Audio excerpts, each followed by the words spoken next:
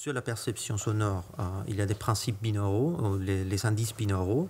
C'est le temps de propagation entre les deux oreilles, qu'ils appellent interaural time difference, la différence de temps de propagation entre l'oreille droite et gauche, ou également la différence du niveau entre l'oreille droite et gauche. Ces principes-là, donc ITD, donc temps de propagation, c'est entre 20 Hz et ça monte jusqu'à comme indice principal 1500 Hz. Et au-dessus 1500 Hz jusqu'à 5 kHz, il y a les principes. Donc, la tête est un obstacle dans le champ acoustique. Donc, on a la diffraction de l'onde sonore, on a l'absorption sur ce côté-là. Donc, il y a moins de niveaux qui arrivent à l'oreille opposée à la source. Cet indice-là est entre 1,5 kHz et 5 kHz. Pour l'élévation, c'est plus difficile. Parce que là, c'est les pavillons d'oreille qui nous donnent des indices de petites réflexions, de petites résonances pour qu'on puisse localiser une source en élévation. C'est-à-dire, si j'ai une source latérale, l'onde sonore arrive sur l'oreille droite. On a dans les basses fréquences seulement, parce que la tête n'est pas encore un obstacle dans le champ acoustique. Donc l'onde sonore arrive, il n'y a pas d'obstacle, il n'y a pas d'absorption. Sur l'autre côté, il n'y a que le retard entre les deux oreilles, comme indice jusqu'à 1,5 kHz, comme indice pour le cerveau, pour qu'il puisse interpréter cette information pour localiser la source latérale.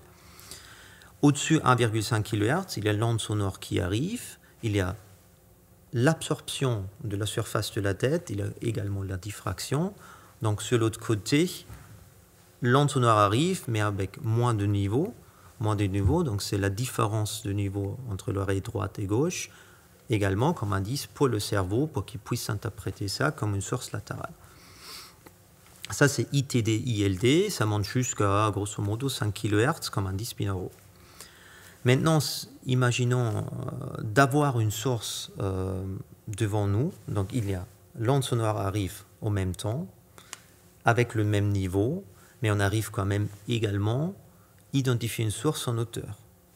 Et ça, c'est à cause des petites réflexions au pavillon d'oreille, c'est les indices spectraux, c'est des petites notches dans le spectre, comme indice pour le cerveau, pour qu'il puisse interpréter la localisation ou la position de la source.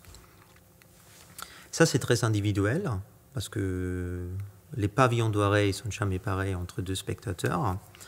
C'est l'apprentissage, donc nous, on écoute tous les jours avec nos oreilles.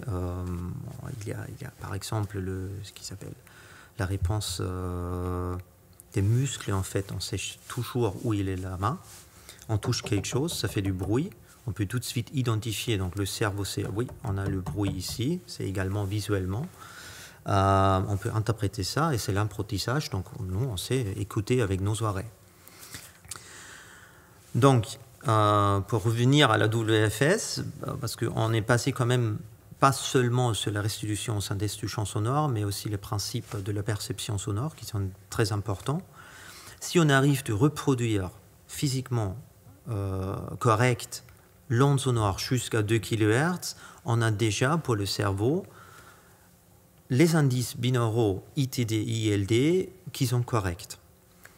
Donc comme ça, l'interprétation, si c'est très stable, l'interprétation du cerveau, c'est tout de suite la source qui est dans la salle, à la position souhaitée.